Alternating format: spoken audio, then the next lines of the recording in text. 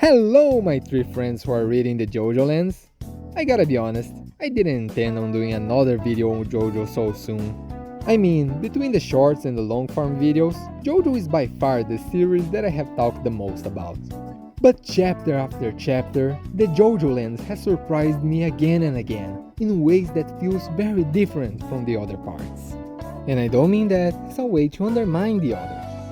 In fact, I believe each part, feeling very unique, is one of the biggest charms of the series, be that by including a mystery, a slice of life, or whatever more Araki wants.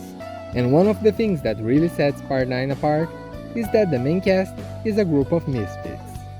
Wait, this is not unique. Many characters in JoJo are misfits. Part 5 as a whole is about people who don't have a place in society. Look, I hear you. But usually the characters are a special kind of misfits. Jotaro and Giorno, for example, are very popular, but prefer being alone. Not that they didn't suffer, Giorno's childhood was horrible, but I would hardly call them misfits. Abakio is an ex-cop whose partner died because of his mistake. Kakyoin felt different than his peers and family, since no one could see Hierophant Green. Mista survived a shootout in such a miraculous way that no one believed it to be self-defense. Bruno was fighting gangsters since he was a child. Sure, we do have some more grounded ones. Take Fugo for example. Even though he is a genius that was in uni at 13, if we simplify his story enough, we can say it's just a story about parental pressure and abuse from a teacher. Same with Narancia, who is basically betrayed and abandoned by his friends and family due to his eye getting infected because of police brutality after he was falsely arrested. And while we can still call most of these characters misfits, it's not the first thing I would use to describe them. While the crew in Part 9 seems to truly be a group of outcasts. And the one whose story comes the closest to what I mean is in Part 1, with Jonathan, that becomes a misfit due to Dio just wanting to make his life a living hell, in other words, just bullying. If we compare those stories with the ones in the JoJoLands, we can see how they are just very normal. Our newest JoJo is a bit of an outlier, being the little psycho that he is, but let's come back to him later. First, let's talk about Usagi. Little bro is just a bi dude whose mother isn't the most supportive, to say the least, even sending him away to see if they can fix him. His father is dead and his family is struggling with money. Because of all those problems, he ended up being a junkie, perhaps searching for the security and comfort he should have at home. Charming Man, on a simpler, yet still tragic note, is just desperate to find his brother, and the police don't wanna help him because of his criminal record. It's also of note that Charming Man is a native, a group that has been very poorly treated throughout history. In fact, if you look at the gang as a whole, every single one of them is part of a group that has been marginalized by society before. You see what I mean? The characters in Part 9 are not so different than the people we see in our everyday lives. That in turn helps us feel closer to them.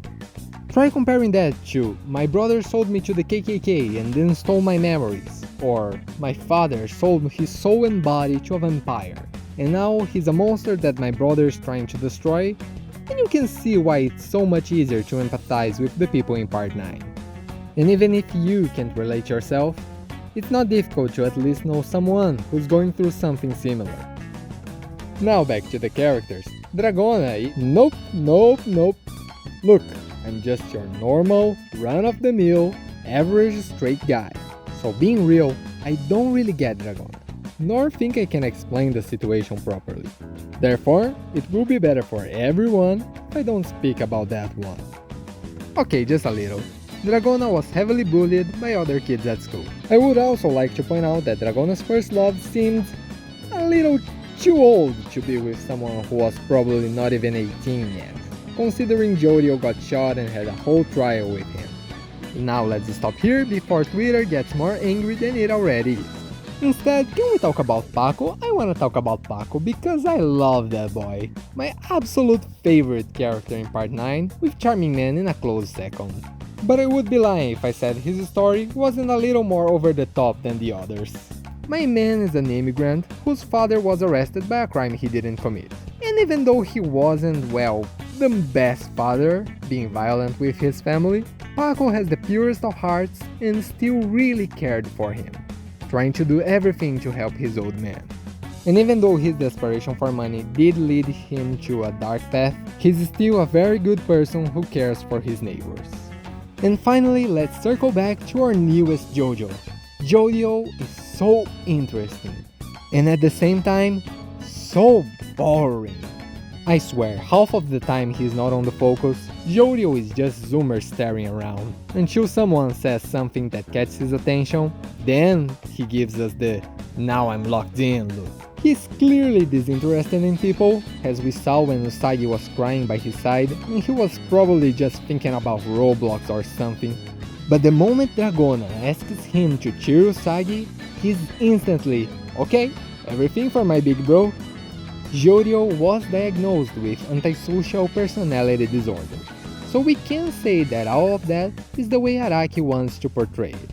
I think it's also important to notice that JoJo's mom does not believe in the diagnosis, since, and that is backed up by some scenes in the story, our protagonist has shown compassion, even to people attacking him and his friends. Who knows, maybe this dichotomy will be one of the main themes in the story. But I have been watching JoJo for more than 10 years at this point. I know that trying to predict it will just make me go insane. Well, if one of the 10 of you that have read JoJoLands wanna hop in the series, the 3 of us who are reading the JoJoLands would be very happy. We are only just starting this bizarre adventure, and what do you mean it's already twice as big as part 1?